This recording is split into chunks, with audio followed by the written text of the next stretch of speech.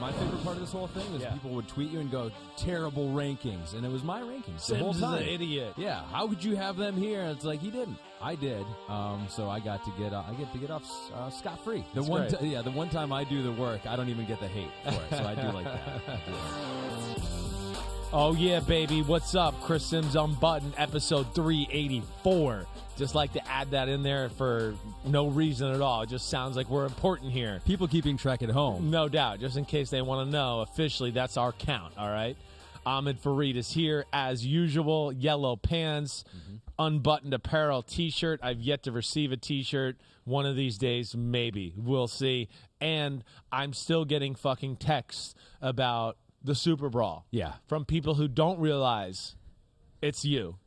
And, like, people still texting me, you know, asking about my rank. And I'm like, dude, this had nothing to do with me. Like, what are you talking about? I had a few people in the NFL who have literally chimed in on it, you know, and saying, like, they voted, too. Yeah, I was bored. I voted, too.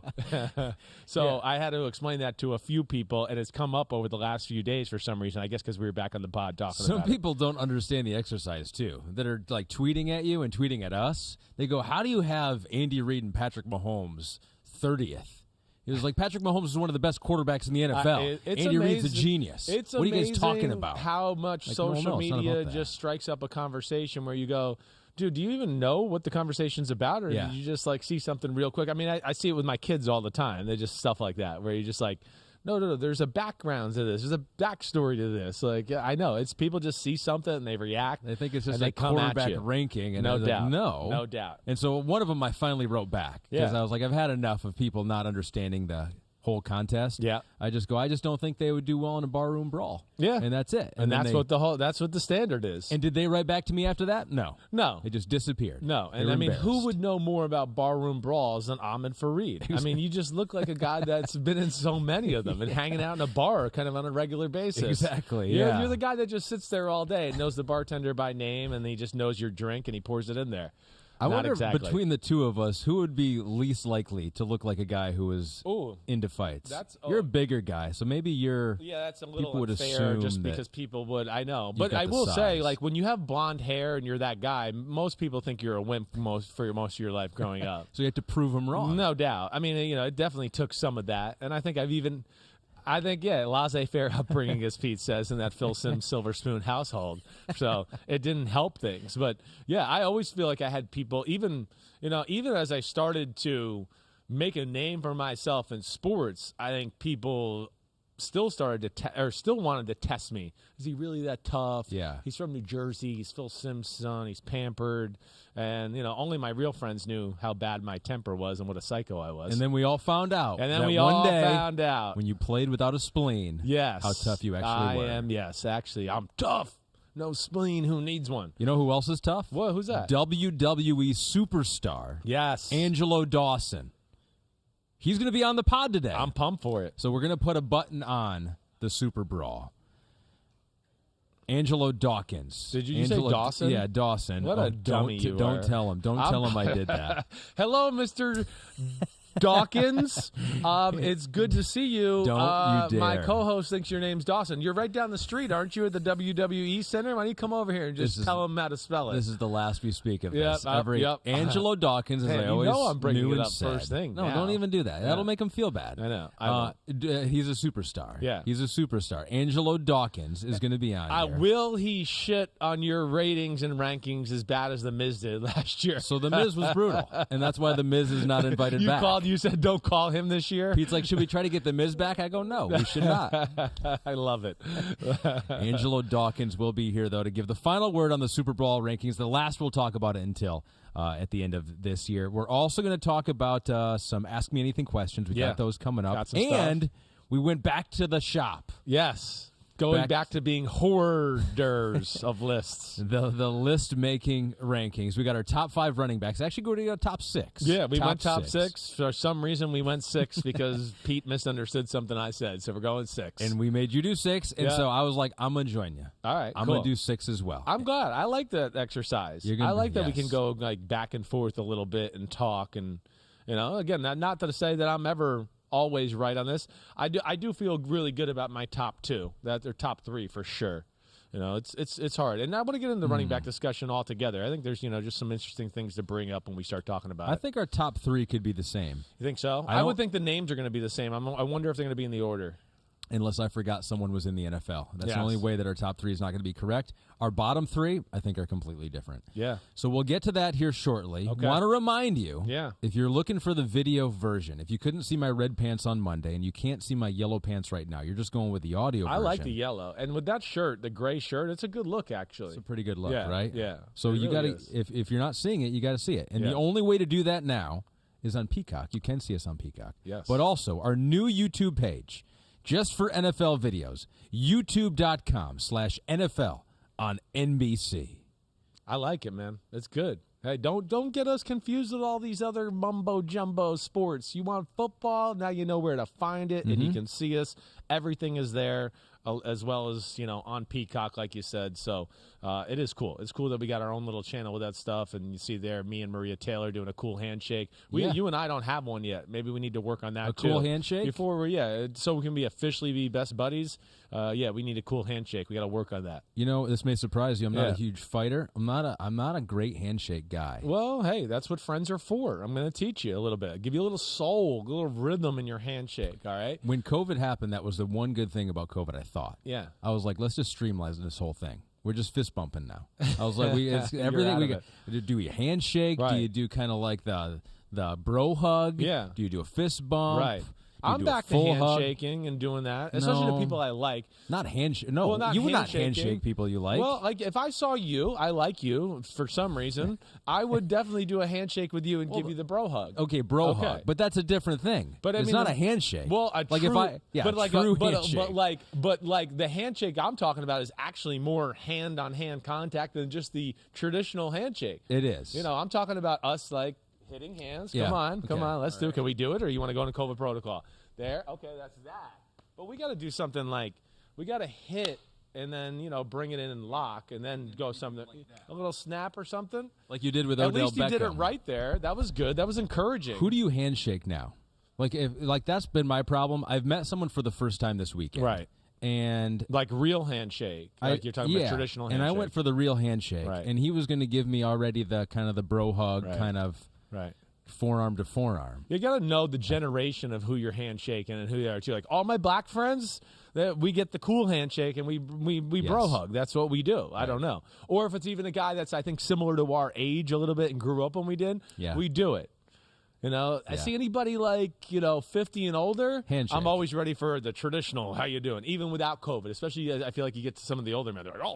That COVID, shake our hands. Let's go back to the old days. Yeah. You got to be ready for that. And then like young kids or other people like that, they just get the quick like, yo, what's up? Fist bump. I don't know you that well. Boom. Yep. Get out of my way. Part of me thought like maybe the Japanese figured it out. You bow. Yeah, super easy. You just walk up to someone, you just bow. Yeah, respectful. Hey, maybe that's the way to go in the age of COVID. Hey, that'll be our thing. You want to bow? Yeah. Okay. We'll bow to each other. All right. Well, hey, that's the pod. Yeah. We got no time for Angelo. We'll get you on next week. Handshakes unbuttoned. All right, let's get into it. Let's do the Ask Me Anything because the homies have questions. You talking to Angelo Dawson or Dawkins? Don't do that. Never again. Angelo Dawkins will be on here. Ask Me Anything here. The homies have questions. You've been gone for a long time. You've been just relaxing, and so they've had questions this whole time. Mm-hmm. But new news has come out here over the last day. Yeah. And so the homies want to get your unbuttoned reaction on this, too. Let's so we got Julio Jones, that news, joining Tom Brady, the Tampa Bay Buccaneers, at New River Joe, as we get into some of the news here around the NFL, says, can Julio Jones stay on the field? That is the $1 million question, or I guess the $2 million question, or $3 million, or $6 million with $2 million in incentives is what we're kind of hearing here, right? Okay, all right. Can he stay on the field? I don't know. That's to me where that's the thing with this trade altogether. Like I saw this, and I go, okay, cool, Julio Jones, and like, don't get me wrong here. I said this to Mike Flory today. Julio Jones to me is like definite Hall of Famer. Like outside of Randy Moss, Terrell Owens, and Jerry Rice, I think Julio Jones is in the next conversation for, best receivers in the history of the NFL. I mean, he's 7 1,000-yard seasons. Right. Many were well over 1,000 He's already yards. 17th in the history of the league in receiving yards and done it in a lot less years than some of the guys that are in front of him. Yeah. So that's what's impressive about him. Freak of nature, awesome. I just want to state that. But, yeah, I think your question or our question there from at New River Joe is real. Not only about being on the field, the other issue is it's been a lot of management off the field, not being able to practice. So, hey, we're going to see how he is on Friday. Oh, wait, no, then we're going to give it another test and pregame warm-up on Sunday to see if he can play. That's the issue. So I didn't look at this deal and went, oh, my gosh, the Bucs got Julio. Holy shit, everybody in football is in trouble. I look at it and go, the Bucs got a really good receiving core. They're really good no matter what. And if they can get Julio to be healthy and be somewhat of the guy we saw 2 and 3 years ago, I think it's just icing on the cake. And then, of course, he's smart. He wants to be there. He wants to be a part of a winner. I don't think, going to have to put too many reps on his plate and expect him to have to play 70 plays a game with all the receivers they got. Mm-hmm. So I guess that's kind of where I stand with it, Ahmed. So if you're watching on our new YouTube page or on Peacock, you see the receiving depth chart for the Bucs now. You got Evans, Godwin, Julio, Russell Gage is there, Tyler Johnson. Yeah. Cyril Grayson, Scotty Miller. Your tight ends are Cameron Brake, Kyle Rashad Rudolph. Perriman's not even on there. He's on their list. You're right. So Jalen Darden. Jalen Darden, who is he going to? He's going to be their. Yeah, you can't fit all the guys they got on here. Pete said, and he's right. You can't. Jalen Darden's a guy I really liked. Remember 2 years ago in the draft out of North Texas. Yes. Yeah. Really awesome jitterbug slot type, but it had like a lot of straight ahead speed. He returned some punts and played for them last year. I would think he's going to be that guy. But yeah, somebody on that graphic we showed, if you're watching on YouTube or Peacock, they're not going to be there. But I think you look at that as well and go, ooh, Chris Godwin. I mean, the fact that Chris Godwin was not put on the PUP list or any other injured list, and he's go here. I mean, that tells me that they think there's a good chance he can play and contribute week 1. So, that again, I think helps Julio Jones out, and we'll see where it goes. Julio's smart, been in a lot of offenses, but yeah, I'm not sitting here going just, now they're in the Super Bowl because of Julio. I hope it works out. It's a potential. It's got some potential, but I kind of got to see it to believe it as far as what we've seen the last 2 years out of Julio. So you put this question out there on Twitter, and by you, I mean Pete put this question out there on Twitter. I was unaware of this Where does Julio Jones finish in receiving yards on the Buccaneers this season? And so the answers are in. That was a quick poll, Pete. What was it? Only a couple of – it's still going right now. It's not done. It's live results. We've got it. 42% think 4th, so that's getting the most votes right now. There are 7% that are really optimistic and think 2nd most receiving yards on the Bucs. What do you think? What's realistic? I think I'm more aligned with the people here. Actually, I really think look at it as 4th. I mean, Mike Evans is going to be 1. We know that. Godwin, even with the injury, I think is going to be 2. Okay. All right. And just with his role in the offense and kind of playing the slot and all of that. And then, I mean, if you had to give me the 3rd one, I'm going to go with Russell Gage right now. I am. I'm going to go with him. And then that's where, now I start to look at it and go, maybe that's where Julio, falls in line. But, again, I think Julio's a guy that, hopefully they can have out there. And then he has a few moments of, making some big plays or being special. But the days of, can Julio, catch a 6-yard slant and break a tackle and make somebody miss and run for a 60-yard gain, that's where I'm just not sure he has that in him anymore. I know he can still be good and contribute, but, this isn't – the name doesn't verify maybe some of the attentions it's got. Right. I know it's a Hall of Famer, but he's not playing at that type of level right now.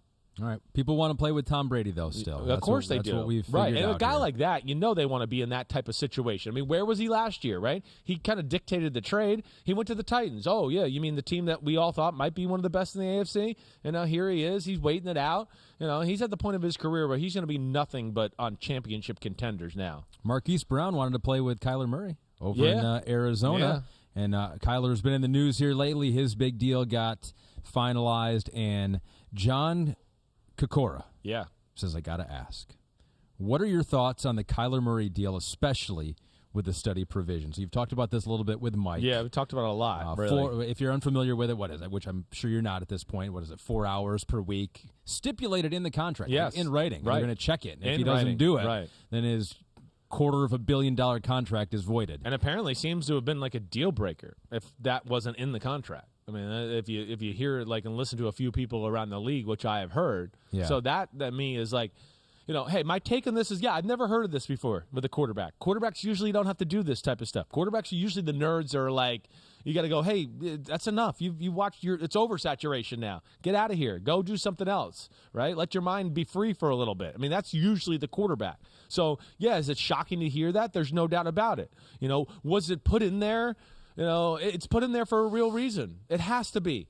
Again, you have to know that this is going to garner some attention at some point. So somebody within the organization wanted this to happen or make sure it happened. We know Kyler Murray's good. I know he knows his offense and all that. He's been in the same offense since college. I mean, he literally from his freshman year to now, it's the same offense, which I also think leads to probably some of the problems we're talking about here. Oh, I know the offense. He came in day one. He was telling veterans where to go, where to line up, do all that. I got it. I'm good. And then I think when you couple on the fact of like guys that we talk about all the time, we've talked about this with Lamar and, even Josh Allen.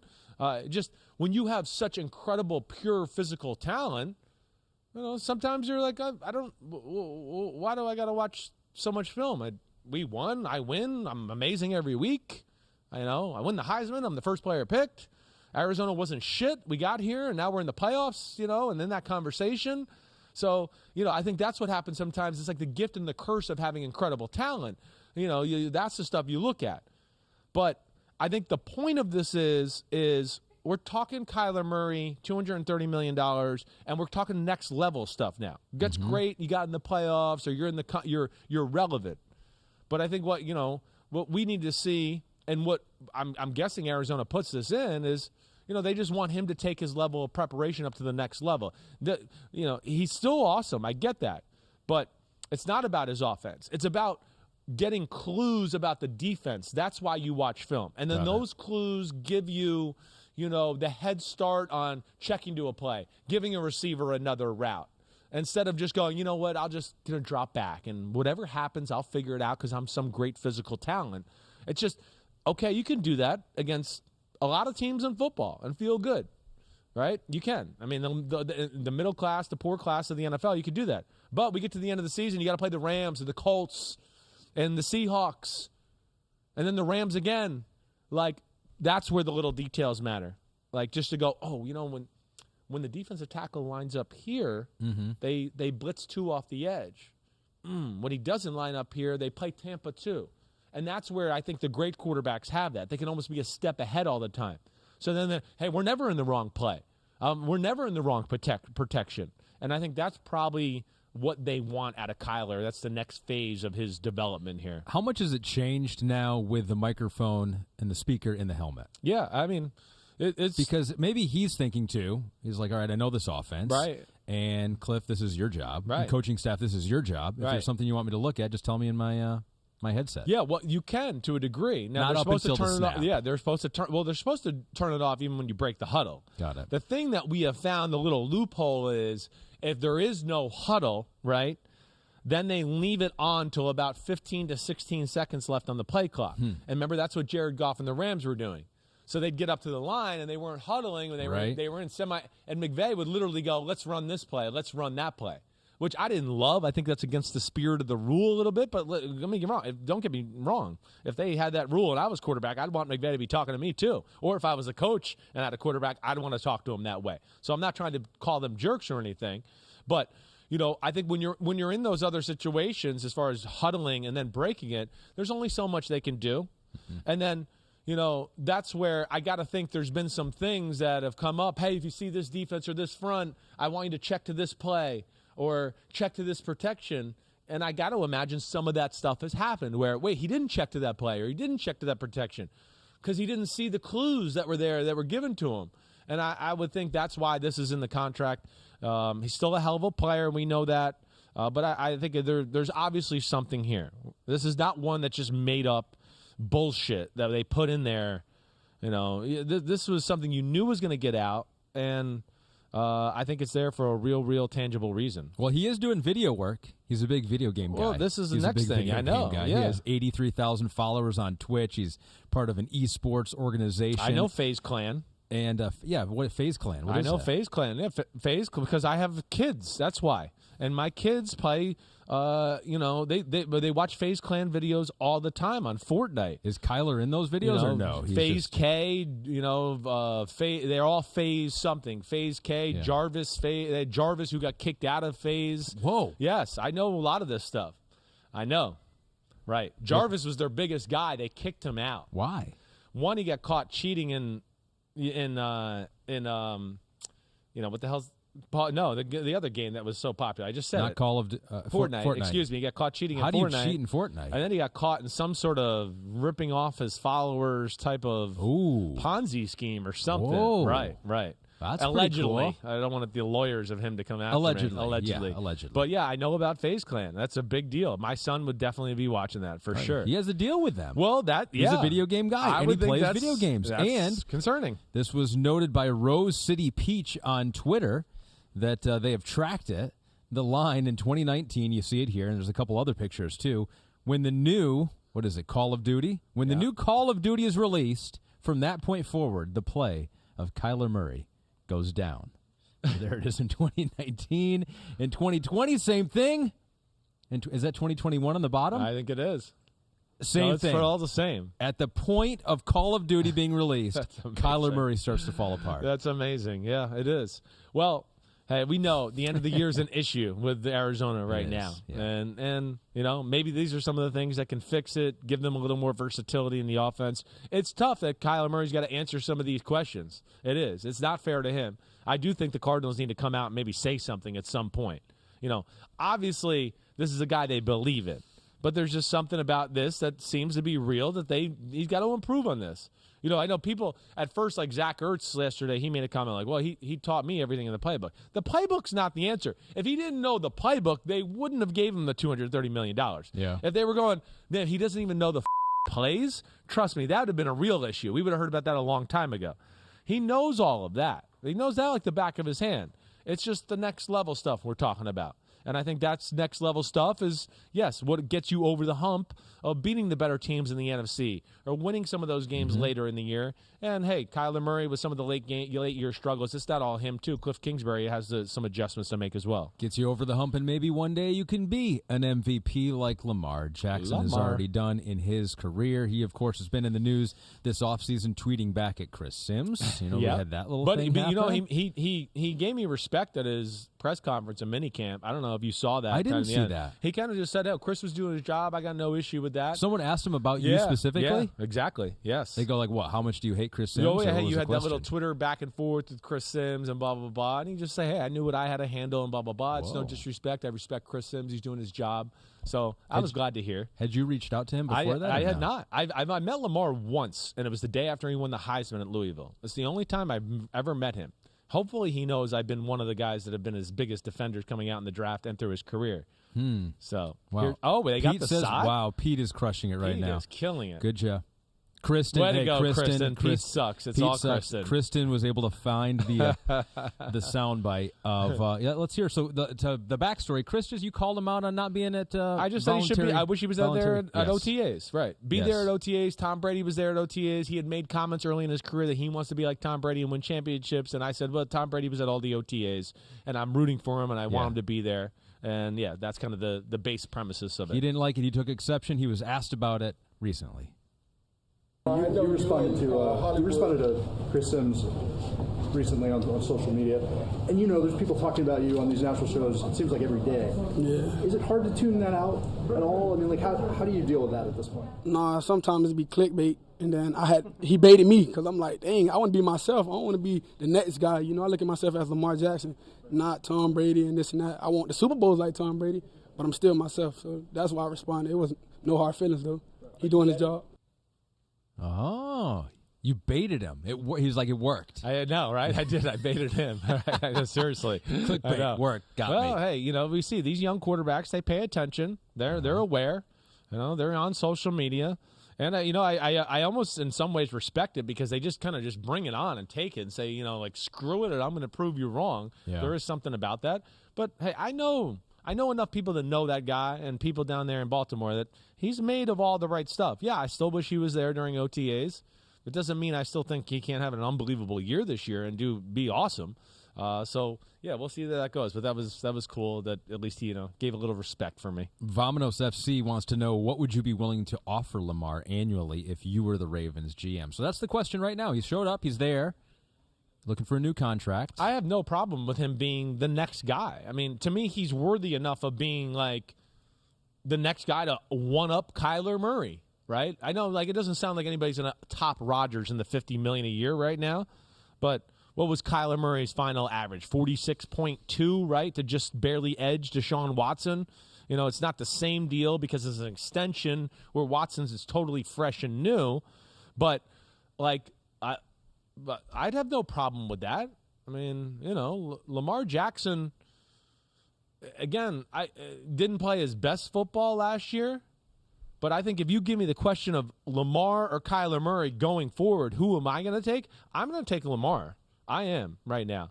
Lamar does have a better feel and ability to hang in the pocket and make throws and do that and play with a little bit more size compared to Kyler Murray, let alone we know his running ability and all of that as well, which is every bit as good as Kyler, if it's better. I mean, it's not every bit as good as better. So, yes, Lamar, second highest paid quarterback in football, I have no problem with that at all. He is that team. He is that team. There's only so few of those guys out there anyways. Again, I know everybody looks, Lamar, he's not perfect throwing the ball, and they haven't been to a Super Bowl. I mean, people act like, I kind of said this the other day. People act like Super Bowl like grows on trees. Like, you're good.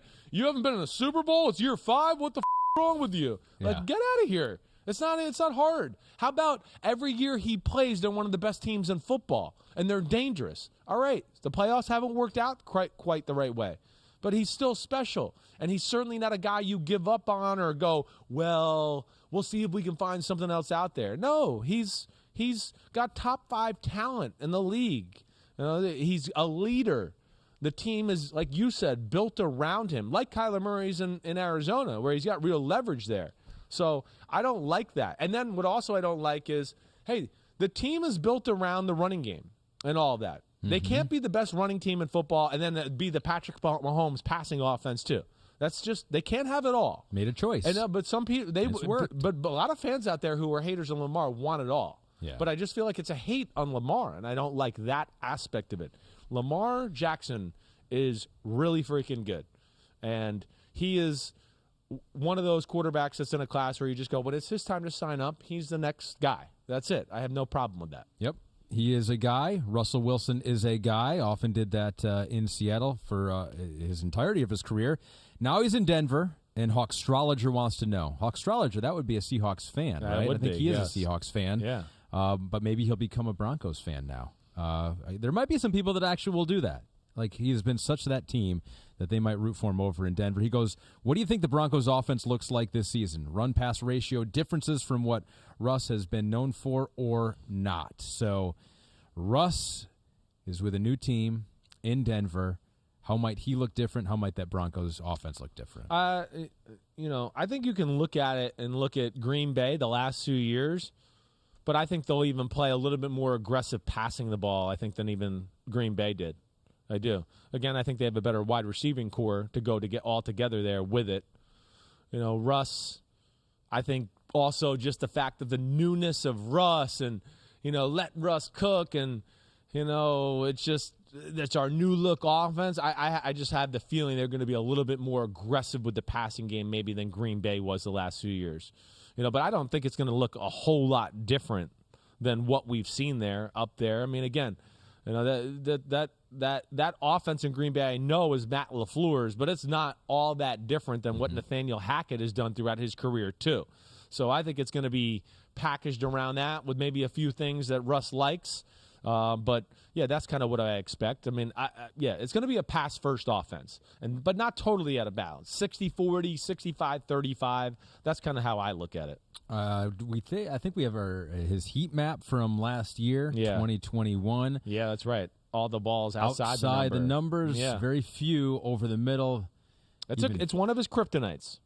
You don't think that was just Seattle specific? I think there's a little bit of that, but I also think he maybe compounds it to a greater effect. And that's where I'm going to be interested now that he's in an offensive system that's a little more creative. And to me, this is the best offensive mind he's been around in his career. Maybe this is where that can change the heat map a little bit to where he can give Russell Wilson a little more confidence, or maybe another clue or two that he's never heard to just go, hey, just trust it. And then he's going to be watching Aaron Rodgers' film, and he's going, oh, damn, okay, Aaron threw it in there. Okay. And he's just going to have to build that up a little bit. But I think once you get a little success, he proves to him maybe a few little tricks of the trade of what to read, and then a few concepts that are added in there to where, man, Russell goes, damn, we get a lot of people open 15 yards over the middle.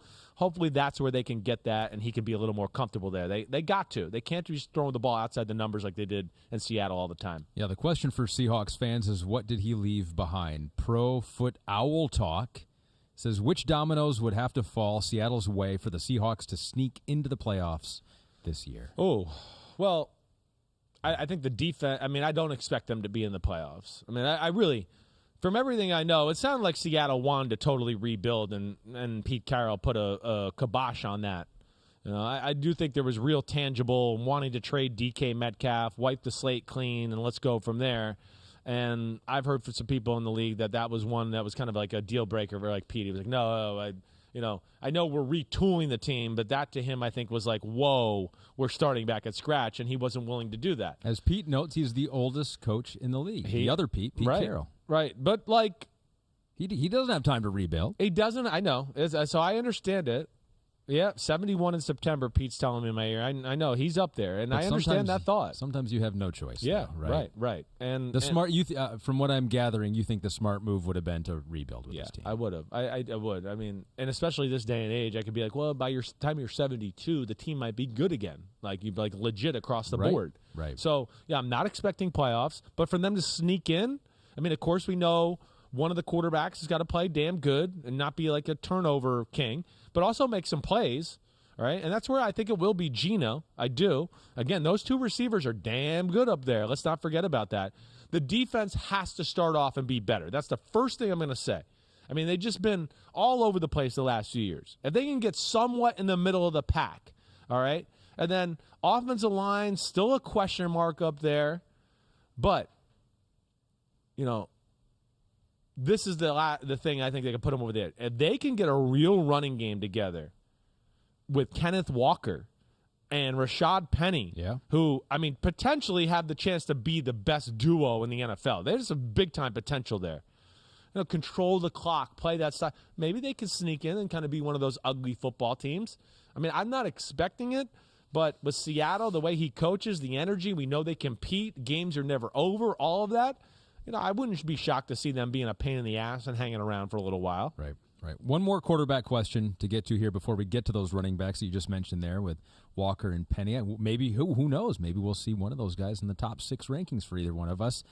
Zach Wilson was in the news while you were gone. Yes, he was. Aaron Kreppel says, does Chris need to redo his quarterback rankings after the Zach Wilson news? Would you have taken what happened off the field into consideration when ranking Zach Wilson? No, but it would have number 22 on my rankings. But it would have made me feel real good about the projections into this next year. Yes, we are talking about the MILFinator, Zach Wilson, if anybody is not aware of the story. Unconfirmed. Right. We don't even know if this is true. You're right. We don't. But we're going to ride the wave. It seems like he is and the rest of the team is. Yeah. Nobody's come out to debunk it. I know that. So that, to me, says a little something. All right? I thought his response after whatever, it was a few days, and then he came back like, I can't remember what he said, been away for the few days, what did I miss? That was his first response, which was classic. It's great. Yeah. He's handling it well. I will say this. The damn guy, his street cred in the locker room is going to go way up. It is going to, if he was, there you go. If maybe he was looked at as like babyface Zach by some guys in the locker room, now he's going to be like, man, that's my Zach right there. That's Zach Wilson. He's the man. We're seeing video of what? CJ Uzoma showing Person of the Year Time Magazine, and Zach Wilson's on the on the cover there, which is I hilarious. mean, the Jets tweeted that out too. It's I like know. the whole team. The whole team's social media account is embracing it. It's made him more popular here in the New York area for sure. It definitely has. All right. So, on the heels of that, PD Parker 11 says, big fan of the show. Hope you enjoyed your vacation. Had enough weed and tequila to make it through. Yep. You did. Yep. Vodka and tequila. Vodka and weed. Okay. That's what I did this year. What does Zach Wilson have to improve on to have a competitive 2022? So on the field. Yeah. All right. I think the first thing that would come to my mind, mechanically missed too many throws that he shouldn't miss. And I talked about this during the year last year a little bit. His back leg, his right leg, gets outside the framework of his body too much, which then affects the tilting of his shoulders, right? So, as a lefty and sitting here and I pop my legs, you kind of want to be like this to throw a football. Too many of the times he was like this to throw it, and then he would throw the ball into the ground, into the knees. So that's one thing mechanically he's got to work on, because I would say there was 3 or 4 passes in every game where you go, damn, you're way too talented to miss that throw right there. That's got to get fixed. Getting off of receivers a little bit. And you saw that early in the year. Again, big arm, big talent guy, gift and a curse a little bit. You just, I'm going to fit it in there. I'm going to fit it in there. But as the year went on, he started to read plays out and play it the right way. So I would say that's the big thing. Don't stay on that first receiver and just hope he's going to come open so you can throw the ball. No, move on. Hey, the other plays will present itself. And last thing I'll say that he needs to improve on, and again, we saw this a little at the end of the year, he's too good of an athlete to sit there and be the Statue of Liberty sometimes. Don't fall into that trap of being too much Johnny quarterback. Don't forget about what got you there, and some of the best skill set you have is your ability to get out of the pocket and then go throw lasers in there. And that was one thing when I did my quarterback rankings coming back to a few times where I just went, man, he didn't take advantage of his legs and his ability to scramble enough, in my opinion. Yeah. That would be 3 things I think that would certainly help improve his game. But for the first time, I'm thinking that maybe he could be the next Joe Namath. I'm starting to get that vibe, that Joe Namath, in several different ways. Yeah, I hear you. Joe Cool, Broadway Joe, yeah. Ladies Man. I hear what you're saying. All right, that's quarterback talk. We got running back talk coming up here in just a second. But you did their top 5 wide receivers last week. A lot of reaction, including from Tomas Pena, who said, "I freaking knew it." He's one of the top fans of our show. We're showing his tweet right now. "I made this note a while ago to post after the quarterback rankings predictions, but missed the timing today." So he DM'd you. And his top 5, he predicted your top 5. Hey, he's a big-time listener. We know that. He's as loyal as they come. Mm-hmm. Predicted it. He predicted it. It's big time that he predicted. He was pretty good, I think, with my quarterback rankings, too, really. I think that's true. Yeah, I like his top 10. I probably would not have DeAndre Hopkins at 6. You said you have DJ Moore there, probably. I would have DJ Moore there, yeah, but for sure. But he has him in the top 10, which I don't think, for many people out there, DJ Moore, they think of as a guy who's in the top 10. I know, so it's not knew. fair. It is awesome. I would probably, when I really look at it, if I had to finish off my top 10, I'd have probably gone DJ Moore 6, A.J. Brown 7, and then gone Davante Adams 8. That would have probably been my little Davante Adams 8, and then I'd get into Mike Evans, and Hopkins as that 9-10 guy. I'm not really sure. I know a lot of people get on me about my receiver rankings because I didn't have Davante in the top 10 2 years ago. Yeah, and Davante didn't tweet, did he? We didn't bait him. You we baited didn't. Lamar. He's had enough. Well, he got his money. Davante. He's like, I'm good now. I don't care about Chris Sims. He goes, what do I care? Yeah, but with that. Hey, again, I admit I made a mistake 2 years ago. He should have been in the top 10. He should not have been in the top 5 for me. If I had to go back and do that list 2 years ago, he still wouldn't have been in the top 5. He'd have been 7 or 8 for me then, too. As I've mentioned, it's just not my cup of tea, that type of receiver all the time. So, the funny thing is, you will continue to reduce the size of your list to just keep Davante off. Like next year could be a top 3 if Davante's 4. Hey, I will say this. I had a lot of people in the NFL text me and say they like my receiver rankings. A lot. And I know we talked about this after the show the other day about, receiver is truly beauty of the eye of the beholder, and a guy like Josh McDaniels loves a Davante Adams, obviously. Loves that type of guy. We differ that way a little bit, me and Josh. Sure. I'm not so much into that type of guy as much as he is. Well, Peter King is with the Raiders right now, diving in on their training camp. Spoke with the Raiders wide receiver who did not make your list. And so I think, Pete, do we have a soundbite of Davante Adams with our own Peter King regarding Aaron Rodgers to now moving on to Derek Carr? What would you say is the biggest difference between catching a football from Aaron Rodgers and catching a football from Derek? That's probably the most frequently asked question, and I never have a great answer for it.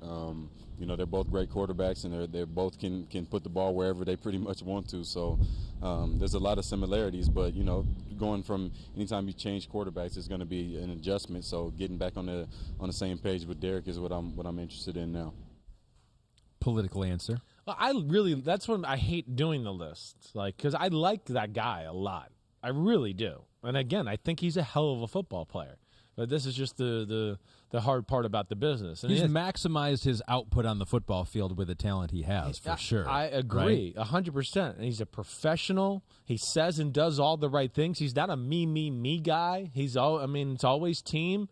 You know, I mean, just I really, really respect him. I do. You know, and you know, he's saying all the right things out there in Las Vegas. I would think the one thing that's different is just, you know, Rodgers can put a pace on the football that's a little bit more aggressive than Derek Carr.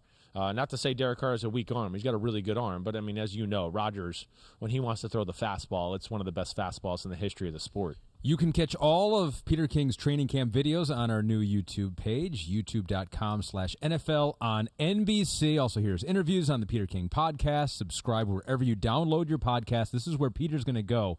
Whoa! Canvassing the country. Well, I guess, yeah, these are all the places he's going to be, right? These are the locations of where they play, not necessarily where they have their training camps. Right. It can be a little different. It can. It can be all over the place, no doubt. But Pete's going to log some miles here. Well, this is what he does. It's amazing. You know, at his age that he's still doing this, and I'm not trying to be a jerk. I mean, it's a lot of work. It's a lot of time being on the road. But it's one of the coolest things Peter does, or anybody in sports media does, going around, giving you a little head start on each team around the NFL. You know, we joke about a lot of things. We don't want to be a jerk. No. But sometimes we got to leave people off of our list. Yeah. And it's time to make another list. Yeah. And make more people upset by leaving them off of it. We're going to running backs now. Before we start here, our top 6.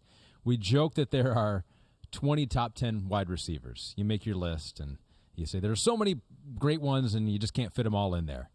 How many top 10 running backs are there currently in the NFL? There's only 10. Ooh. Yep. But it's underwhelming. It's funny with it might be less than 10. Yeah, it's funny. There's 20 top 10 receivers. There's 5 top 10 running backs. You know, I mean, it's just funny where it's gone in my lifetime, our lifetime. Yep. You know, just where it is right now. Because I feel like if you looked at, you know, NFL running backs and rosters 20 years ago, 25 years ago, almost every team, you'd go, damn, they got him at running back. Damn, they got him. The running back was the best player on the team when I was growing up, through the 80s, the 90s. Almost every team was orchestrated around the running back. You know, other than like Dan Marino or Dan Fouts and some of those guys, everybody else was going, oh, we run the ball in first and second, and then we try to throw the ball in third. If we have to. Right. I mean, that's the way football was. And you know, now it's running back by committee. Some of these guys we got on the list right here, they don't have many catches out of the backfield and all of that. But I don't think it's because they can't. I think it's because teams are trying to take wear and tear off. The salary cap hurt, you know, running backs. That definitely. Running backs are sitting there going, wait, why the would I play running back when I can play receiver and see 3 contracts and not get killed, and I'll be able to still walk when I'm 55? So I think that's hurt it. And then the rules of the game, of course, have changed it. The rules in the early 2000s, you know, that, you know, helped the passing game, protecting the quarterback, all that has led to an influx of, passing teams and a passing way of life in the NFL that has devalued the running back. And really, I mean, it's going to take somebody really, really special to ever be like a top 15, top 20 running back in the draft anymore. It really is. So we'll do our top 6, which may be the top 10. It may be the complete top 10 list in the NFL currently, our top 6. So 6 through 1. Yeah. We both got a I'm list. interested to I see don't know what you your got. list. I know. You don't know my I know. list. I know. So let's start with your list, number 6. I'm going to go with Christian McCaffrey at 6. Whoa. I am. Yeah. Listen, I know his talent is greater than that. But, I mean, he's played 10 games in the last 2 years. I mean, you know, the one thing that kind of is important for the running back in the rankings is you got to play. So I can't put him any higher than that. His talent is really special. I know that. It is. I mean, he's amazing. And him and Alvin Kamara are in the conversation for the best dual threat running back in the game as far as catching the ball out of the backfield, running the ball between the tackles and all that. But durability is definitely a question with me. You know, and I am a little bit more of the guy that tends to, I want the guy that can run between the tackles. You know that. We've talked about that before. So he's an awesome football player that can do everything. I will say this, going back and watching him last year too, still quick as hell, still awesome route runner. I do think he lost a gear in his straight ahead speed. I do. And he's a smaller guy, and I worry about him kind of wearing down slowly but surely here. And that's why he's number 6 for me right now. The injuries pile up. All right, we'll continue that discussion with him here in a second because I have him as well. My number 6 could shock you. Ramondre Stevenson, the New England Patriots. So there's a lot of things here. I like him. I like it. He faced, and I look at the next gen stats. You look at film. You see the art of it and the speed and everything. I try to do the science here. Yeah. With some of these guys. And so Stevenson faced 8 or more in the box 41% of the time. I bet. Last year, second most in the NFL. Yeah. He also had the second most yards broken after contact. tackles per attempt right. in the NFL. And so that resulted in one more number to throw at you. The third most rush yards over expected. So it's like Next Gen Stats says, okay, the defender's here. We think you're going to get this many. Oh, you actually got that many. So that gives you 1+1 on the rush over expected. Gotcha. And so he was elite in all those categories. Stevenson's my number 6 running back. I mean, I love that. I'm not ready to put him at 6 yet, but I'm loving that we're giving a guy that, to me, has the talent to be in this type of conversation when we do the list next year. He does. He's special. Like, I mean, there was definitely games last year I was like, would they stop giving the ball to Damian Harris and give the ball back to Ramondre Stevenson?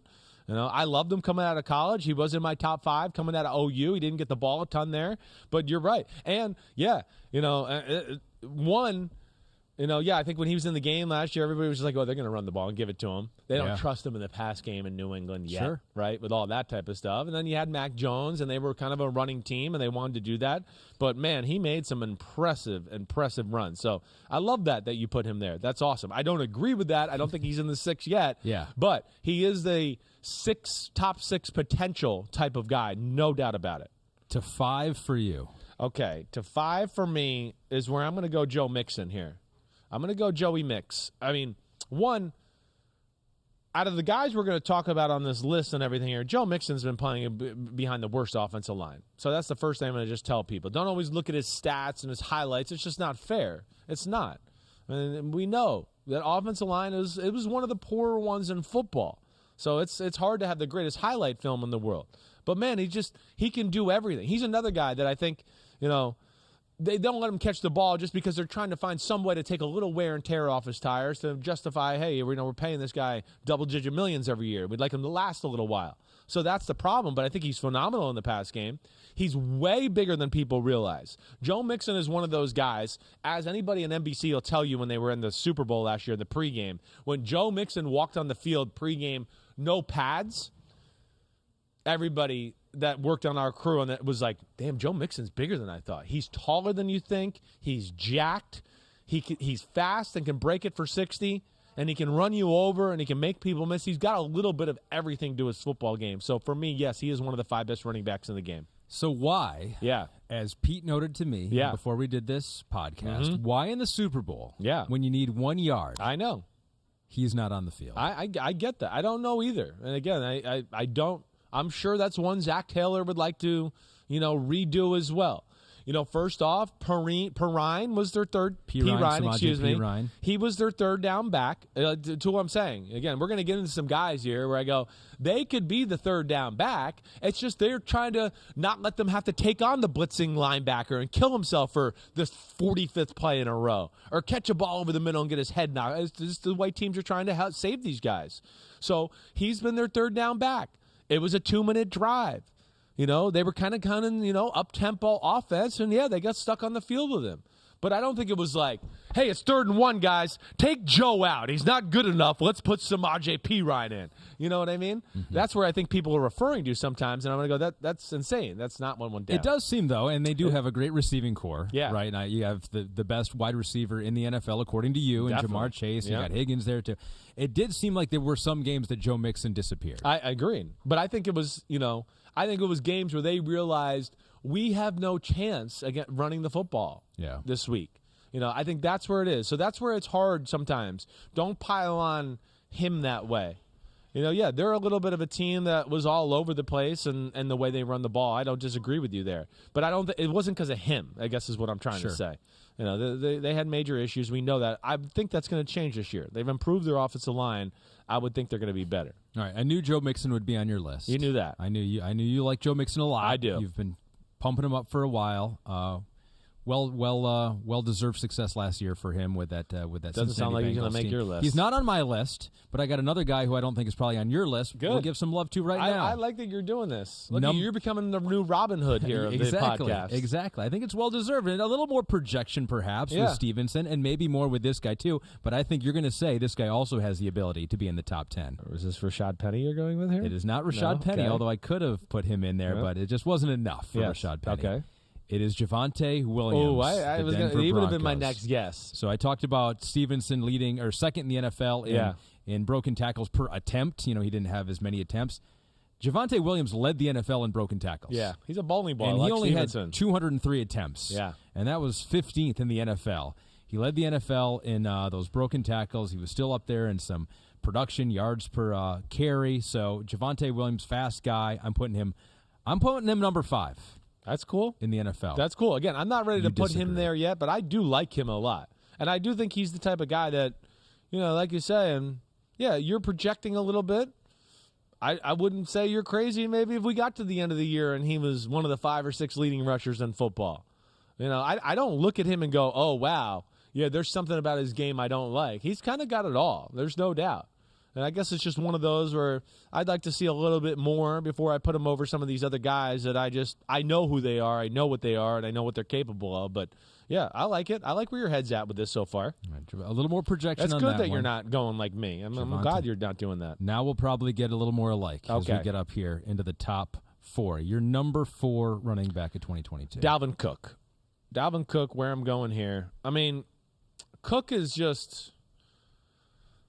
arguably nobody hits the hole faster than Dalvin Cook. Nobody can go 0 to 60 and get up to the line of scrimmage and go through a hole quicker than he is. He's maybe the best in all of football when it comes to that. So that's where he's special. He plays bigger than his actual size. It's also one of his negatives. Yeah, he's not going to be a guy that necessarily going to run over a defensive tackle or push the pile on a 3rd and 2 situation or, take on a linebacker and always win that battle and fall forward for 3 or 4 more yards. That's not what he is. But he's in the conversation, I think, for one of the best in-space running backs of all of football. And if he does have any space or a gap, I mean, man, he can break your ankles or turn on the afterburners and outrun you, let alone another guy that I think is really kind of good in the pass game.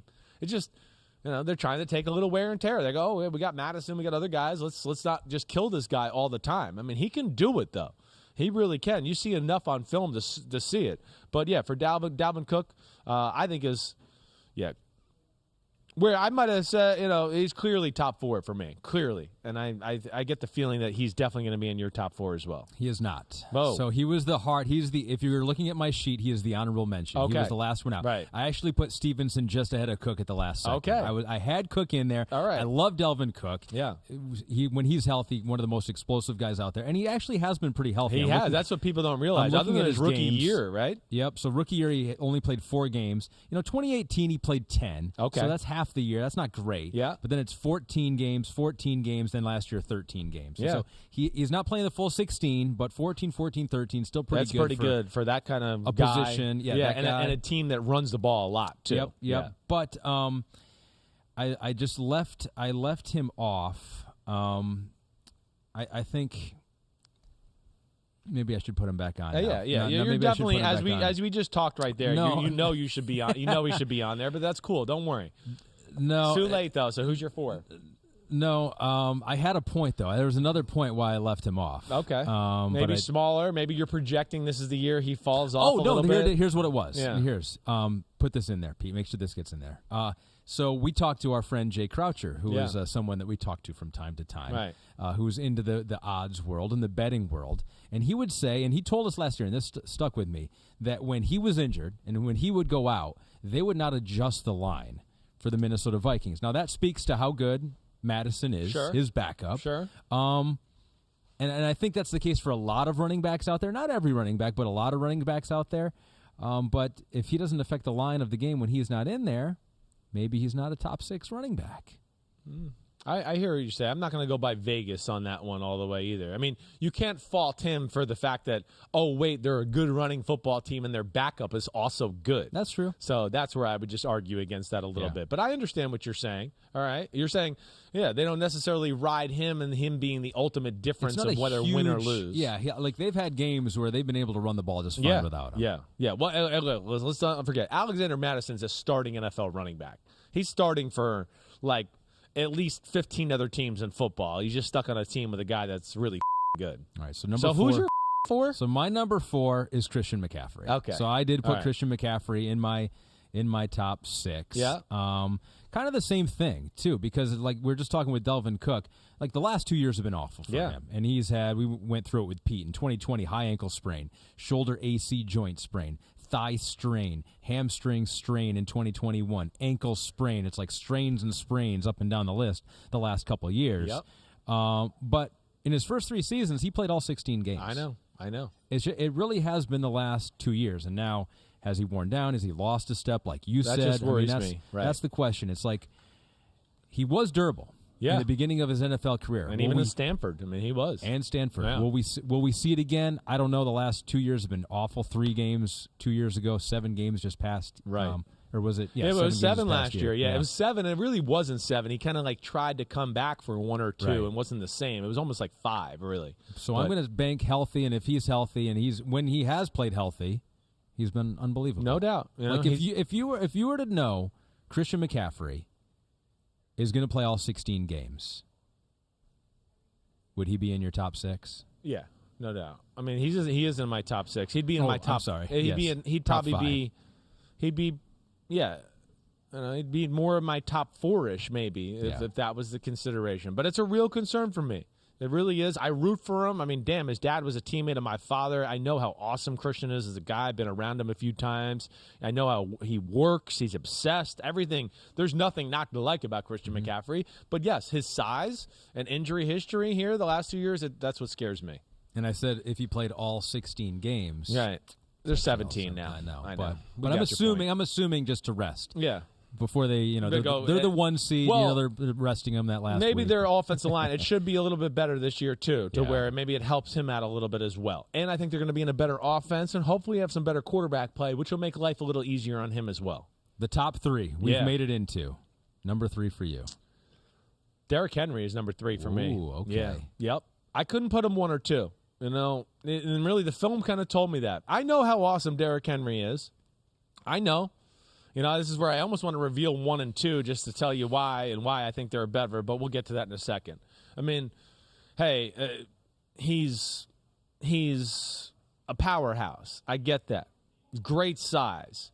When he gets up a full head of steam, he can push the pile as good as anybody in the game. He's a freak. There might be nothing quite like him in NFL history. I would agree with that. There's not. When there's a seam and something there, man, he can break an 80-yarder as good as anybody in the game. So that stuff is really good. But I think where I look at him and where I don't think he stacks up against the guys in the top 2 is short area spaces when there's nothing there. That's what I think when you go back and watch the film, all right, like with a guy like Derrick Henry, there is a lot of underwhelming runs. That's what we forget. He gets the ball a lot. And to that point, let me just Derrick Henry only got the ball 9 times less than Nick Chubb did last year. And you got that? Derrick Henry played 9 games, right? Nick Chubb got the ball 9 times more, okay, and played 5 more games, all right? Also rushed for over 300 yards more on this. So I don't think Derrick Henry was going to get 9 carries for 300 yards. But either way, what I'm trying to say is they ride him hard. I know that, and there's value to that as well. But, man, there's also a lot of runs that I look at, and I just would go, man, my top 2 guys would have weaved through there or, ran up to the line of scrimmage and gone, oh, wait, nothing's there, and then been able to bounce it or make a cut. And so many of those runs are where Derrick Henry, because he's bigger, he's a little bit more of a build-up speed type of guy, he gets stuck in that. Somebody just tackles him and he goes down by the ankles. Or, hey, the pulling guard play where you got to read the guard behind it and, make a cut this way, make a cut that way, make a cut this way, break an arm tackle and then turn it back on. to me, that's where he is noticeably less than the two guys I'm going to have in front of him. So that's why I made him 3. Wasn't easy to do. I know how awesome he is. He's great, but I was looking back, and he's been so good at this second half of seasons, too. The past 3 years, I mean, he was hurt last year, but the 2 years before that, it was like once we got to November, he just dominated the NFL, even more so than he had up to that point. I looked, though, at his last 3 playoff games. Dating back to 2019, he's been contained. Against Kansas City in 2019, 19 rushes, 69 yards. 2020 versus Baltimore, 18 rushes, 40 yards. 2021, just this last year against the Bengals, 20 rushes, 62 yards. That's the last 3 playoffs. There's 3 good D linemen, 3 good D lines we're talking about, 3 D lines that to me is going back to the point I'm trying to say. They never let him get going. They never. It was, no, you're going to have to stop and then redo. Stop and restart. Stop and re-accelerate. And to me, that's not his game. When it's wait, there's a hole, and he can gather speed and get through that hole for at least 3 or 4 yards into it and hit that top end speed, then you better watch the out, because he's going to do some damage. He might go 90 or 99 to the house. He might run over 4 people and do that. But the problem is when there's a play where he has to slow down or stop or wait, I got to stop and cut back, that to me is not where he stacks up against the top 2. And to me, that's what those defenses kind of did. They kind of said, we're going to shoot gaps and we're going to make you adjust or redirect your body to go somewhere else, and that's not his game there. That's not what he is made for. And to me, that's just why he's number 3 to me. And again, that doesn't come easily. I got a tremendous respect for this guy. So I almost did the same thing as you, and you're convincing me that maybe I should have done that. Right. But I had Derrick Henry at number 2. Okay. So he's my number 2, and my number 3, I think maybe you're number 2, but maybe he's your number 1. I don't know. Number 3 for me was Nick Chubb. Yeah, is he your number 2? He's my number 2. Okay, go for it. Tell me about it. And Nick Chubb is that guy. Nick Chubb to me has more versatility in the running schemes you can run with him, because he's got a little more, some different things he can do. Nick Chubb in those tight spaces, short areas, is able to redirect, cut, accelerate just at a better rate to me than Derrick Henry. He's capable of doing more with less, is what I'm saying. And again, I know Derrick Henry's the man. Again, this is what's the worst part about doing these lists. It's not easy. But this is a guy that's really is. He's 4 yards away from running for over 1,000 yards 4 years in a row. His rookie year, he got 996 yards. I mean, every year he averages over 5 yards per carry. Don't blame Nick Chubb because they have another good running back or 2 good running backs, and they're not going to just run him into the ground, maybe like Tennessee is going to do with Derrick Henry. Really good offensive line they have. They do. But Tennessee certainly's offensive line ain't no pushover either. Sure. I mean, it's really damn good as well. So, but I understand what you're saying. But to me, that's the difference. It's the plays. It's up the middle. He can hit the hole faster than Derrick Henry. It's the plays where he hits the hole and now wait, he's got to stop in the hole and redirect and make a linebacker miss. He's better in that department. He can re-accelerate better. And honestly, I think in those situations too, breaks more tackles than Derrick Henry as well. So that's where, Nick Chubb to me.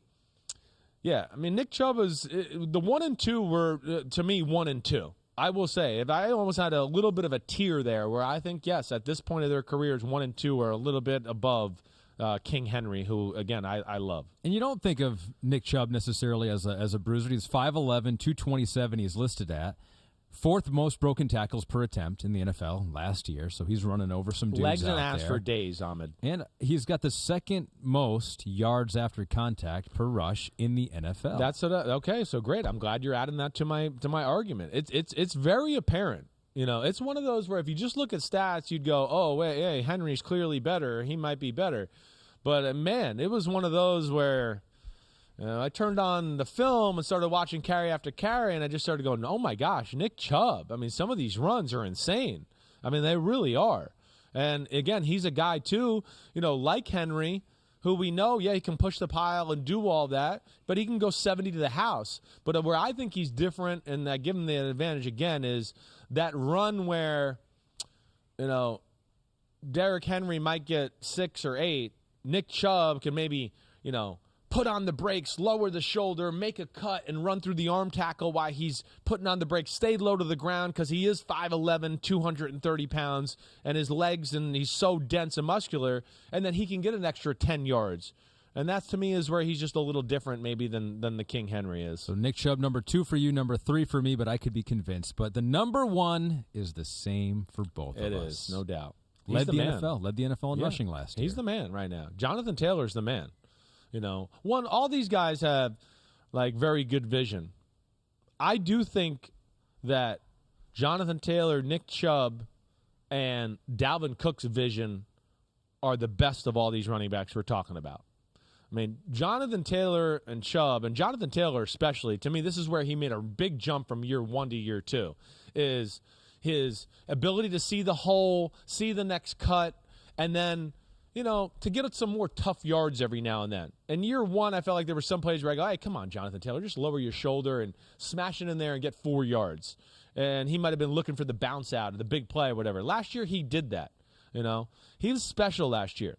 Really, when you got to go back and watch it, you go, man, if the Colts ran the ball early in the year, he would have got 2,000 yards. They wouldn't run the ball the first 4 or 5 weeks of the year. They wouldn't do it. And if you remember about week 10 or 12, you know, what was the theme they had out there? They kept saying, like, run the ball or run the rock, or they had something to say because they were finally getting into it going, damn, he's good, and this is the way we should play our team. Forget letting Carson Wentz drop back and try to win it all the time. I think it was a noticeable difference in their football team when they let him take over. But like Nick Chubb, and this I think to a greater extent, it's rare where, you know, run people over for tough 5 yards, break ankles for tough 5 yards. Oh, wait, he can break for 90 and nobody can catch him? Like, he's really good, and he's better in the pass game than people want to give him credit to.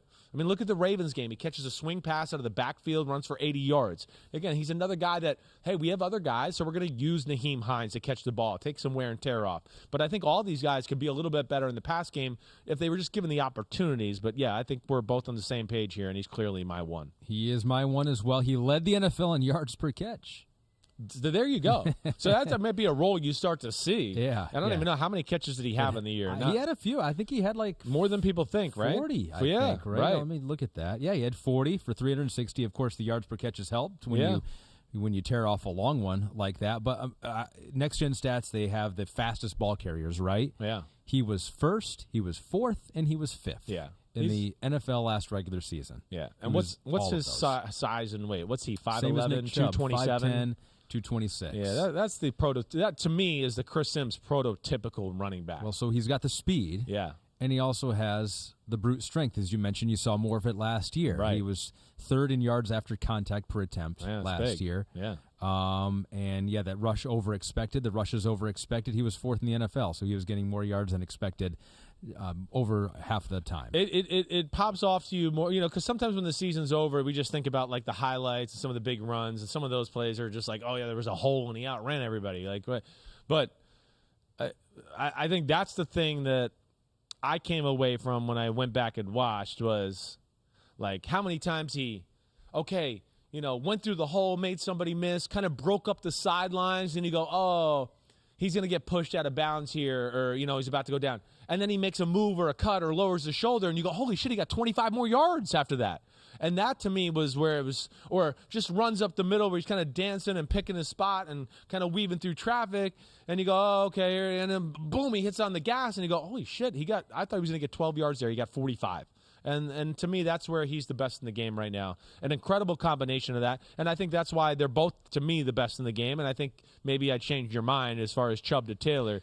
That body type, their way to be physical, they're a little bit more explosive. Their acceleration is better. And because they're 5'11" and so compact, their ability to kind of take on hits and things and bounce off of them, give them a little bit more of an advantage than a guy like Derrick Henry who's, a little bit more taller and longer like. I still think it would be tough for me if I was on the clock and someone said, yeah, Derrick Henry is healthy. He's fine. He checks out. And you're like, do you want Derrick? I'll take Derrick Henry. I know. Maybe not over Jonathan Taylor because I think he's got the whole package right now, but over Chubb and some of the other guys still. But there's your top 6 running backs out there. So it was about time we made more people angry with another list. It's been a whole 3 there, days. like we did with the wide receiver ranking. And before that, like we did with the Super Brawl rankings. Take a coach, take a quarterback, team them up, and say, would they beat up in a barroom fight that other coach and that other quarterback? We did our seedings. The homies voted on the internet. Dolphins Twitter voted on the internet. So we did all that, but we want to get some outside analysis of what we did too. And who better to do that than WWE a brawler, superstar brawler, Angelo Dawkins. Pete, do we have Angelo on the phone with us here? We do. There he is. What up, Angelo? What's up, man? What's good, fam? What up? How you doing, big guy? I'm doing great, man. Thanks for having me on the show. This is crazy. Oh, wait, man. We're glad to have you. We need an expert here. And, I always like anybody who can criticize my co-host here, Ahmed Fareed. Why? And then he can't say anything back to you because, we know you'll whoop his butt. That is true. It's the perfect combination. Angelo, how big are you? I'm 6'5", 275. And tell me your football background or sports background growing up and kind of what you did. I played football at Harper College. Also wrestled there, and I ran track as well. Well, I threw. I didn't run. But I won national championships in all three sports. So wow, that's impressive. What position did you play on the football team? Right tackle. You were right tackle. Wow. Okay, right tackle. All right, you're a little more cut up and athletic looking than your normal right tackle. I just want to let you know. Usually they get a little sloppiness. I was a little bit bigger. You were a little bit bigger? Yeah. What were you weighing in college? A little bit bigger. Yeah. What were you weighing in college? In college, I was actually 285, 290. Yeah. All right. So you cut some of that baby weight off to look good in your wrestling outfits and show your pecs and your curls for the girls and your tries and all that. Hey, I try, man. I try. So here's the you may or may not know this. Angelo, you're a Bengals fan, correct? You're a Cincinnati Bengals fan, huge fan. Yep. And so last year, when I've done this 2 years in a row now, and the biggest mistake I made 2 years ago was putting Zach Taylor and Joe Burrow dead last in my rankings. I basically said that everyone would beat, the eyebrow raise from Angelo. So I rectified that this year, and I moved him up to 13th. Christian and Pete, do we have our rankings? Can we show that to Angelo? So here were my seedings. And so, again, the premise is that you take this coach and quarterback, and you think they can beat up the other coach and quarterback. My number one seed was Ryan Tannehill with Mike Vrabel, basically all because of Vrabel there. Josh Allen and Sean McDermott, number two. I love my guy Dan Campbell. I think he could bite kneecaps of pretty much every quarterback-coach combination out there. But, Angelo, looking at this list, what jumps out at you? Do you think I got it right? Do you think I got it wrong? No, I'm going to need you to move the Bengals up a little bit higher, 13's a little too low. I need them at number one, Yeah. You think that, Joe Burrow is tough, but have you seen Mike Vrabel? Oh, yeah, I know. Hey, look, I love Ohio State, so I'm a big fan of Mike Vrabel, hey, we're going to be there this Saturday at SummerSlam. But, I see how big Mike Vrabel is, and I know about McDermott's his wrestling background. So, I still put them up there in front of both of them. You put the Bengals in front of both of them? That's who you're saying? No. Both of them? We might have a biased opinion here. Maybe, might have a problem here. But all right, so wait. So off just the top of your head, or just or what you've seen from the list, right, and what you know of coach quarterback, take the Bengals out of the conversation. If you knew about this little exercise right off the bat, who would have been that one that you would have thought is one or two right off the bat? You agree with Ahmed there and his next group of guys as far as Tannehill, Vrabel, Allen, McDermott, or is there somebody else that jumps out to you? I'm going Allen, McDermott, and I'm going to go Shanahan and Lance. Oh, whoa, I like it. Wow. Yeah, that's my boy Kyle Shanahan. Yeah, he's got some fight in him. He's got some feistiness in him. He ain't going to be scared. And Lance is big and physical too. So, all right. He's coming in with a different one there. They got some love. You gave him love, number 9. So we have to let you know this too, Angelo. So we let the audience, the homies as we call them, and some of them were not homies. They were just Dolphins Twitter, vote on who would win these matchups. So we put them head-to-head in a bracket situation. And I had Tua and their new coach, Mike McDaniel, seated as 32nd, dead last. So they got the Burrow, Zach Taylor treatment of 2020, the year before. We went through the voting. Dolphins Twitter showed up, and Tua and McDaniel ended up winning the Super Brawl contest. Your thoughts on that? There they are. There they are. Look at there they are. I mean, listen. I mean, again, I'm one of those guys, Angelo, that go like, hey, this was fun. This is a great exercise. We had a lot of fun with it, but there's no way they could whoop some of these coach quarterback combinations. Right. I mean, Tua was one of the smaller quarterbacks. Mike McDaniel's like 5'9", 160 pounds. I think Miami's going to be pretty good next year. But that's a. I mean, then you had them beating Burrow and Taylor in the Final Four. Well, it wasn't him though. It was the Twitter mob. Yeah, it was the Twitter mob. Yeah. Tuanon, the Dolphins Twitter, they took over and hijacked the whole process. Right? It was actually a pretty good rankings until then, and then that made things look real weird. Yeah. Wow. Okay. Yep. Okay. Yep. So, but that's unreal. Just note though, be careful that if you ever say anything bad about the Dolphins, their Twitter mob will come attack you. So just know that, Angelo. Just know that. They are out there. I already got a bunch of mobs attacking me on Twitter. I ain't worried about them. Add another one, right? Add another one. Yeah. All right. Well, we asked him though who he thought would be at the top of his list. He said the Lance Shanahan and McDermott Allen. Yes. Right. I mean, obviously he's with you in Tua, and McDaniel should be at the bottom. Anybody else jump at you that you'd go, to have him at the bottom too? That maybe Ahmed missed, or somebody that he might have at the too bottom? Highly ranked. Yeah, like somebody weak. should have been worse. Yeah. Weaker. Who do you want to put on blast as being a wimpy coach and quarterback? I like that idea. Yeah. Can we get that list back up? Yeah, we'll get it back up for you so you can see. Hold on, we're going to get that list back up here because I think you were too nice to throw a few out here. We can find them for sure. There's there are some smaller coaches. So here's the complete list there. So who maybe am I too high on?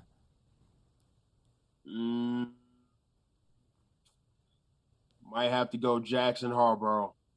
Oh, Lamar. I think Lamar would hold his own. Harbaugh is one of the older head coaches He's thinking out they're there, too though. high. Yeah, you think that's too high for them right there. You're not feeling that one. Fields, and as much as I love Justin Fields, I'm a Ohio State guy. I love Justin Fields. Fields is up there. Trubisky and Tomlin. You like that one. Yeah, so you like them to be – you think they're up at the top towards those ones right there.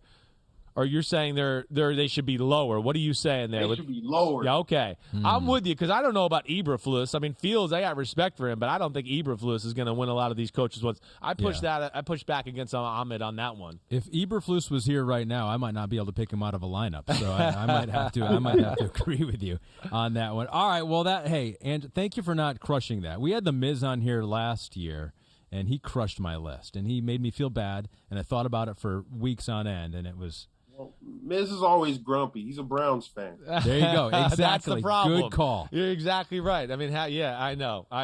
Well, he's probably got the same thing to say about you, but you got something to say right now. You're the champ right now. At least we made it to a Super Bowl, right?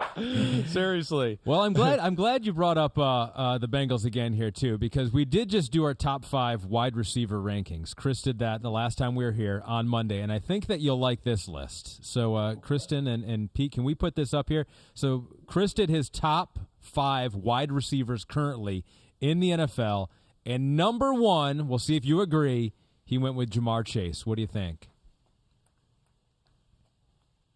That's a lovely list right there, especially number 1. Number 1.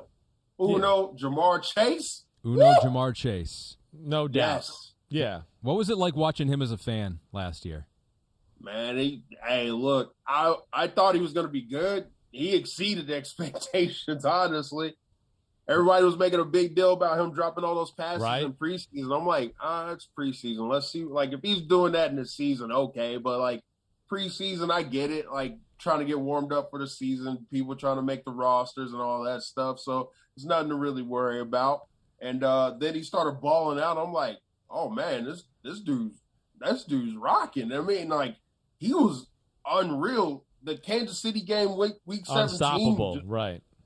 Unreal. Like, I was just like, wow. Yeah. I knew he was good at LSU and all that stuff, and I knew he was good. I was like, man, this dude exceeded every expectation I thought that was going to happen. And he was, man, him in year 2 is going to be a sight to see.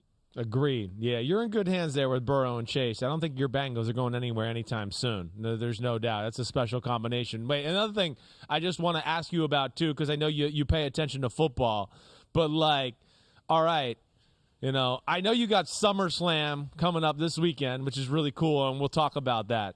But, all right, if you could take one guy from the NFL to kind of be a tag team partner, right? One guy, you can get it. I don't care what position, whoever.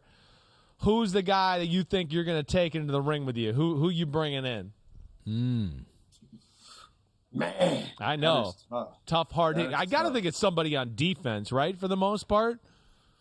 I mean, definitely will be probably somebody on defense, somebody that changed their whole game, a whole couple games, if you will. yeah. You know, I mean, look, Rude Nation, I'm sorry.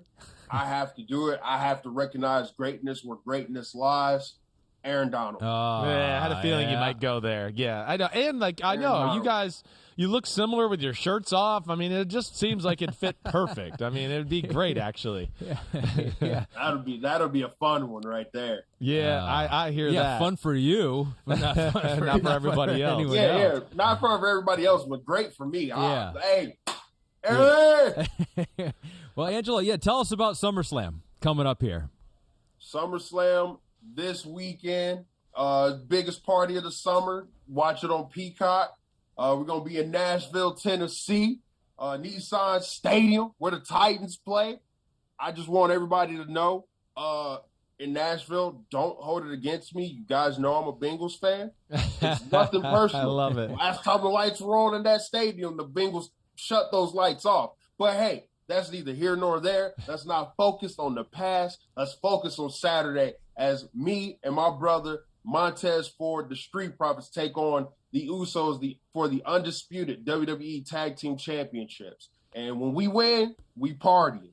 Next time y'all see me, I'm going to have 2 titles over my shoulders. I like it. So he's basically saying he's going to go into Nashville and upset the Titans like the Bengals did. That's what he's saying he's going to do. Exactly. He's got somewhere to go after that. Well, I'm rooting for a friend of the pod now. No, definitely. A definite friend of the pod. I mean, feel free to chime in on anything that's physical in any way as far as our pod is concerned. So you're a friend of the podcast forever now. Other thing I just wanted to ask you real quick, Angelo, like, does your life – I lived in Nashville. I played on the Titans. Man, summer is hot as shit there. I don't care if it's 8 o'clock or not or what. Have you thought about, like, the heat there and what it's going to be like, you know, on an outside arena? You know, I actually thought about it. There was a lot of thinking going on involving that, but then I realized I live in Orlando, Florida. You're used to it. Yeah. I step out at 6 a.m. in the morning and I'm already dripping sweat. Yeah. I already went through 2 days in 5 minutes. That's right. So You're ready. So yeah, I've been outside here like a lot, like working out and doing all, like, just making sure I'm outside as much as I can be, just so I'm like, all right, cool. Because I mean, everywhere they have their different, like, elements and stuff like that, like, obviously, and like their ways of heat. But man, I don't think anything matches or like Florida heat, like, I'm with especially you. here in Orlando. Yeah. Man, it's nuts. I know Nashville gets hot, but I feel like I'm gonna be like looking at the 95-degree weather there. It's probably gonna feel like it's 78 and cloudy. Yeah. When I'm there. You have a winter jacket on, you know, or a hoodie on or something like that. You know who's going to be sweating, though? It's going to be the Usos. The Usos are going to be sweating big Bring time. it, Angelo. SummerSlam. It is WWE's biggest event of the summer, taking place Saturday, July 30th, Nissan Stadium in Nashville. The event streams live at 8 p.m. Eastern exclusively on Peacock. Angelo, awesome. Montez Ford, the Street Profits taking on the Usos in the WWE Tag Team Championship. We are rooting for you. Bring back the belt here on the Chris Simms Unbuttoned. All right, Angelo?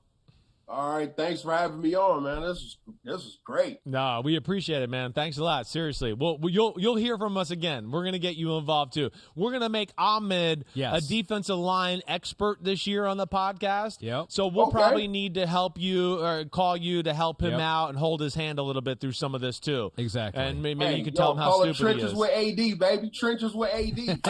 Trenches. All right. Yes, trenches with AD. I like that. All right, we got it. We've already branded it. All right, big guy. You the man. Thanks so Angelo. much, and good luck this weekend.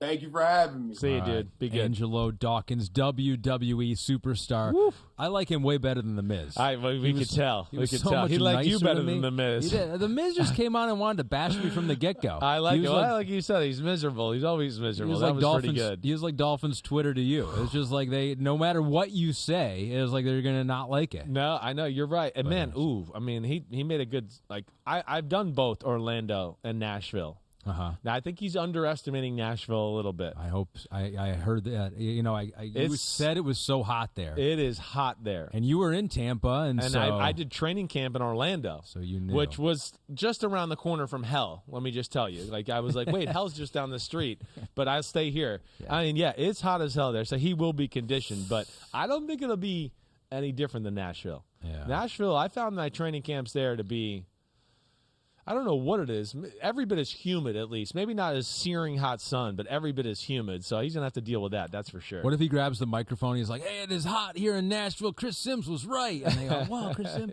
former Titan quarterback. Woo! He's talking to him. Woo! All right, cool. Well, thanks to Angelo. Thanks to the WWE. Yep. Promoting SummerSlam coming up this weekend on Peacock. Thanks to you for making another list. Yeah. Thanks to me for helping out, too, and making my own list. No doubt. We haven't talked about new helmets yet, so we're gonna hit that on Monday. To do that. All right. We know we got more questions to hit on as well. We got a few topics that we're gonna kind of sort out right now as far as what we're gonna hit on. You know, so that's coming up though. I mean, of course, we're going to have news coming on Monday that we're going to be able to talk about plenty of things. But we want to get at some point into training camp battles a little bit. Yep. You know, I want to get into top defenses in football. I know that's part of our conversations.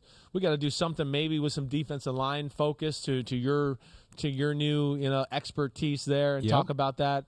And then maybe for Monday we can come up with a handshake by then, and get you going there because I'm an expert, they say. You don't want to just do the bows? You don't want to just do the bow and the Japanese bow? Nah, I want to do the handshake. I want to see, you kind of fluster a little bit, a little nervous, and see where it goes from there. You're almost too good at the handshakes because you were at the Super Bowl doing some handshakes. Yeah. And we have video evidence of that. Oh, I know. So, appreciate y'all having me. Yeah.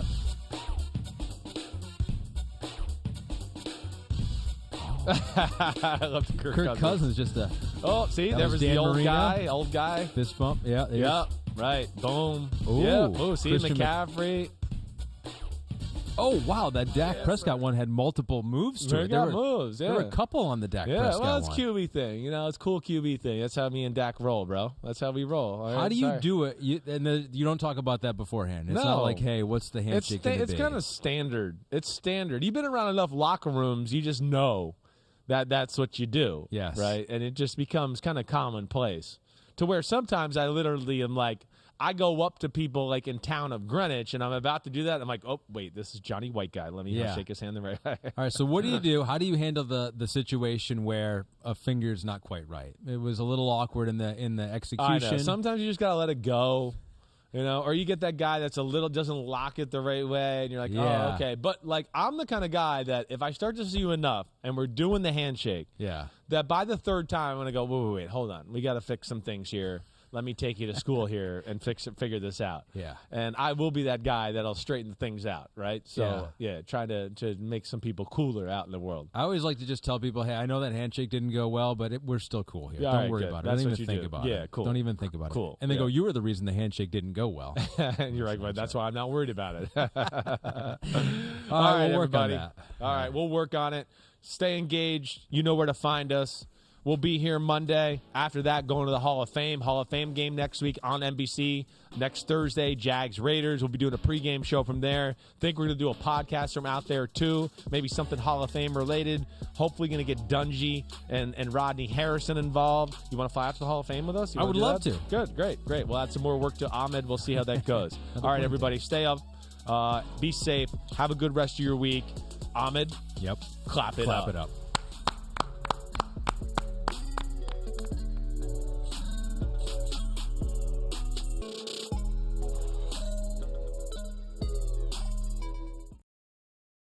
Hi, I'm Mike Tirico, and thanks for watching. Make sure to hit subscribe for the latest news and highlights. From NBC Sports.